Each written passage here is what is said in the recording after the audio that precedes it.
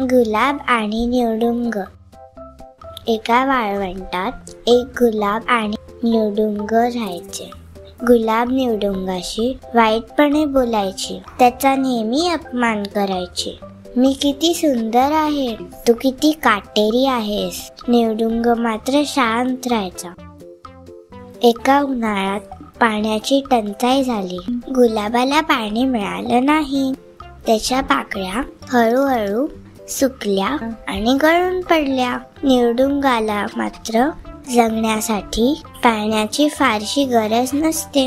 निवडुंगात पाणी साठवायची क्षमता असते. मागच्या पावसात त्याने खूप पाणी साठवले असते. अनेक चिमण्यांना ह्याचा फायदा झाला. एवढ्या गरमीत निवडुंगाचे पाणी महत्वाचे ठरले. गुलाब निवडुंगाला म्हणतो, मला माफ कर, मी तुझा अपमान केला. मी मरत आहे. मला थोडे पाणी देऊन मदत करशील का प्लीज. निवडुंग प्रेमळ असल्यामुळे म्हणतो, ठीक आहे गुलाबताई, हे घे पाणी.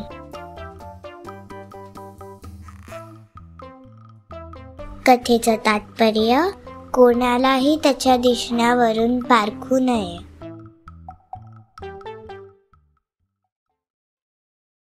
चहाचे भांडे. एका गावात एक वडिलोपार्जित किचन मध्ये सुंदर पण जुने चहाचे भांडे होते. त्यावर अनेक ठिकाणी छोटेसे ओरखडे आणि डाग पडले होते. त्यामुळे नवी भांडी ठेवणाऱ्या घरातील माणसांनी ते चहाचे भांडे एका कोपऱ्यात टाकले. एक दिवस चहाचे भांडे खूप नाराज झाले. त्याला वाटले, आता माझे आयुष्य व्यर्थ आहे. माझी किंमत कमी झाली आहे. पण त्याच वेळी एका लहान मुलाने ते भांडे पाहिले. त्या मुलाला ते भांडे खूप आवडले. त्याने भांड्यात फुलांचा एक छोटा गुच्छ ठेवला आणि खिडकीत मांडले. उन्हाचे सौम्य किरण फुलांवर पडले आणि साऱ्या खोलीत सुंदर सुवास पसरला. आता लोकांच्या लक्षात आले, हे भांडे किती सुंदर आहेत. त्याच्या डागांनी आणि ओरखड्यांनी त्या फुलांना एक अनोखी शोभा दिली. चहाचे भांडे परत आनंदी झाले आणि ते म्हणाले, माझे डाग आणि चुका मला अद्वितीय करतात. जीवनात प्रत्येक गोष्टीसाठी एक खास भूमिका असते. कथेचा बोध, आपल्या कमतरता किंवा दोषांना स्वीकारा. हत्ती आणि मुंगी. त्या जंगलात एक मोठा हत्ती राहत होता. तो खूप गर्विष्ठ होता. आपले वजन आणि ताकद दाखवत इतर प्राण्यांना त्रास देत असे. त्याला नेहमी स्वतःची मोठेपणा मिरवायची छंद होता. एके दिवशी हत्ती नदी किनारी पाणी पित असताना त्याची नजर एका छोट्या मुंगीवर गेली. मुंगी आपल्या घरी जात होती. हत्तीने मोठ्या आवाजात हसून म्हटले, अगं मुंगे, तू किती लहान आहेस. तुला मी माझ्या पायाखाली चिरडून टाकू शकतो. मुंगी शांत होती, पण ती निर्भय आणि चतुर होती. तिने हत्तीला हसत उत्तर दिले, हत्ती भाऊ, तुमच्यासारखा मोठा आकार महत्वाचा नाही, तर मनातला मोठेपण महत्वाचा. हत्तीला हसू आले. हसत जंगलाकडे निघून गेला.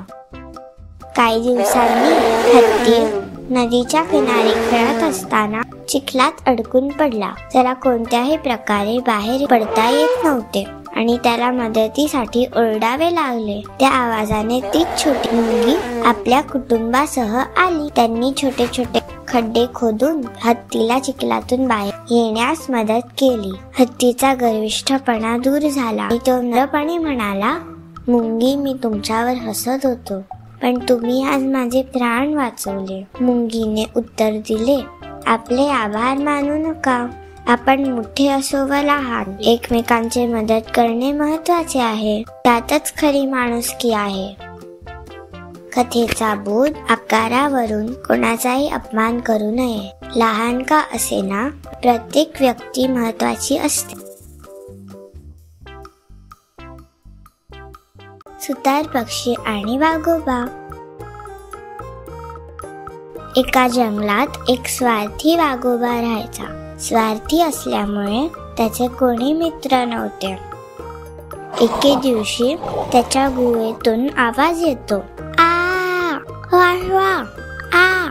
गुहेच्या बाहेर एका झाडावर सुतार पक्षी बसला असतो. तो जंगलात नवीन असल्यामुळे त्याला माहित नसते की वाघोबा स्वार्थी आहे. तो गुहेत जातो आणि पाहतो की वाघोबाच्या दातात एक हाड अडकले आहे. सुतार पक्षी म्हणतो, वाघोबा भाऊ, मी हे हाड तुझ्या दातातून काढेन, पण एका अटीवरच. मला रोज तुझ्या जेवणातला एक छोटा हिस्सा खायला द्यायचा. वाघोबा आपली मान हलवतो. हो हो. सुतार पक्षी वाघोबाच्या तोंडात जाऊन ते हाड काढते आणि बाहेर उडून जाते. वाघोबाला बरे वाटते. दुसऱ्या दिवशी वाघोबा जेवत असताना सुतार पक्षी तिथे उडत येतो. वाघोबा त्याला हकलतो आणि म्हणतो, चल निघ इथून. माझ्या अन्नाला हात लावू नकोस. तुला माझे आभार मानले पाहिजेत की मी तुला काल खाल्लं नाही ते. सुतार पक्षी चतुर असतो. तो वाघोबाचा एक डोळा फोडून टाकतो. वाघोबा जोरात ओरडतो, असं का केलंस तू? सुतार पक्षी म्हणतो, अरे तुला तर माझे आभार मानले पाहिजेत की मी तुझा एकच डोळा फोडला. माझी इच्छा झाली तर मी तुझे दोन्ही डोळे फोडू शकतो. असं म्हणून तो उडून जातो. कथेचं तात्पर्य, माणसाने कृतज्ञ असावे.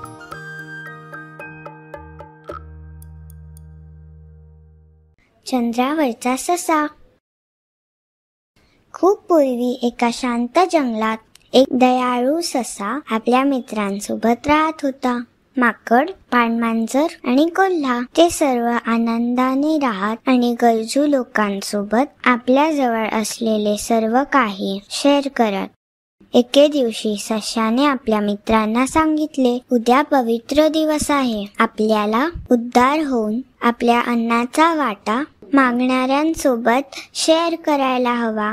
मी गोड फळ गोळा करीन. कोणालाही भूक लागली असेल त्यांच्यासाठी. माकड म्हणाला, मी नदीतून ताजे मासे पकडीन. पाणमांजर उत्साहाने म्हणाला. कोल्हा म्हणाला, मी काहीतरी अन्न शोधेन आणि ते सुरक्षित ठेवीन. प्रत्येक मित्र आपापली तयारी करायला निघून गेले. पण ससा चिंतेत पडला. मी फक्त गवत खातो. जर कोणी आला तर मी त्याच्यासोबत गवत कसं शेअर करू? त्याची भूक त्याने भागणार नाही. दुसऱ्या दिवशी सक्का, देवांचा राजा, प्राण्यांची उदारता तपासण्यासाठी जंगलात आला. तो एक वृद्ध, अशक्त आणि उपाशी माणूस म्हणून वेषांतर करून आला.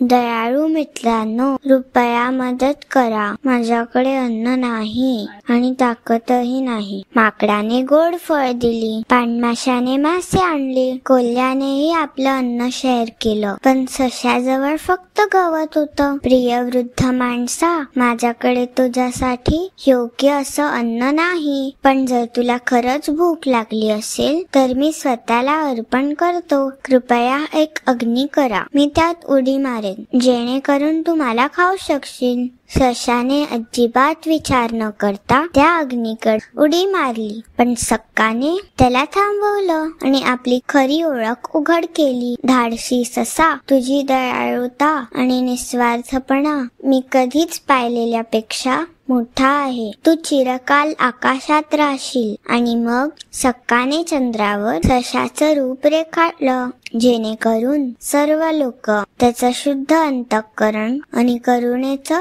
स्मरण करत राहतील. आजही जर तुम्ही पौर्णिमेचा चंद्र पाहिलात तर तुम्हाला त्यावर सशाचं रूप दिसेल, निस्वार्थ देण्याचं प्रतीक. अहंकारी झाडाची गोष्ट. एका घनदाट जंगलात एक सुंदर आणि उंच झाड होते.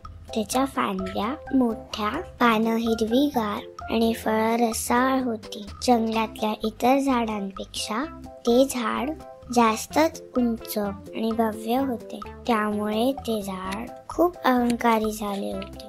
झाड इतर झाडांना कमी लेखत असे. तुम्ही माझ्यासारखे सुंदर आणि उंच का नाही? मी जंगलातील सर्वात महान झाड आहे असं ते वारंवार इतर झाडांना म्हणत असे. त्या झाडाचा स्वभाव खूप त्रासदायक झाला होता, पण इतर झाडं शांतपणे ते सहन करत होते.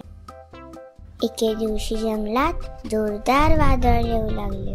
झाडांना भेटणाऱ्या वाऱ्याचा झोतांनी सगळीकडे दहशत निर्माण केली. लहान सहान झुडपं वाकून वाऱ्याला सहन करत होती, पण अहंकारी झाड मात्र अभिमानाने उभं राहिलं. मी इतका मजबूत आणि मोठा आहे की वारा मला हलवूच शकत नाही, असं ते म्हणाले. पण वाऱ्याचा जोर वाढला आणि जोराने ते झाड मुळांसकट उखडून पडलं. जी लहान विनम्र झाडे होती ती वाऱ्यासोबत झुकून सुरक्षित राहिली.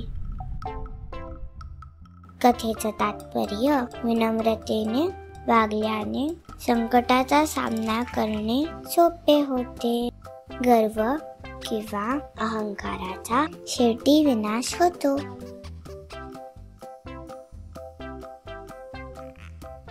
चतुर कासव.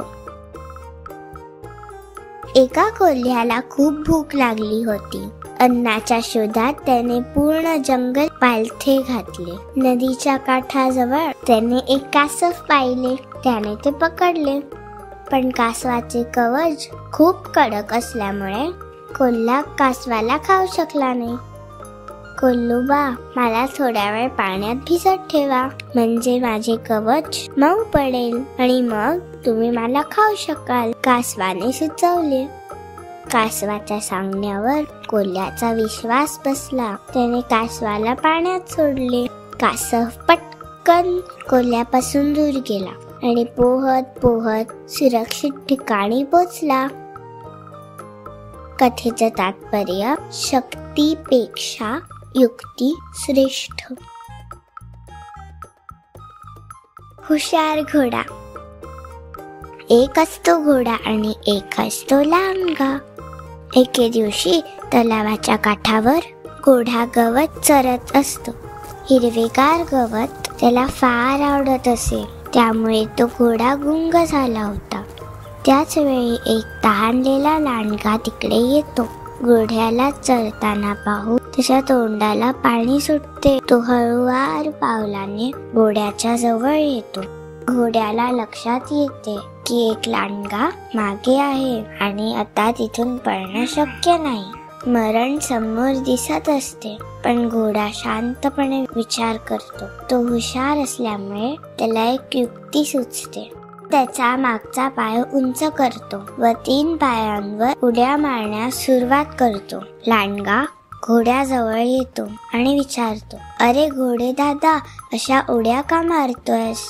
घोडा दुःखी होऊन म्हणतो, काय करू लांडगे भाऊ, माझ्या मागच्या पायात एक काटा रुतलाय, दुखणे सहन होत नाहीये. लांडगा म्हणतो, काटा काढण्यात मी पटाईत आहे, मी काटा लगेच काढून देईन. हो का, तर मग प्लीज मला मदत कर, घोडा म्हणाला. लांडगा लगबगीने मागच्या पायाशी गेला व काटा शोधू लागला. त्याबरोबर घोडा लांडग्याला लाथा मारू लागला. लांडगा इतका जखमी झाला की त्याला उठताही येईना. हे बघून घोडा धूम पळाला, खबडक खबडक. अशा प्रकारे घोड्याने आपल्या अक्कल हुशारीने आपला जीव वाचवला.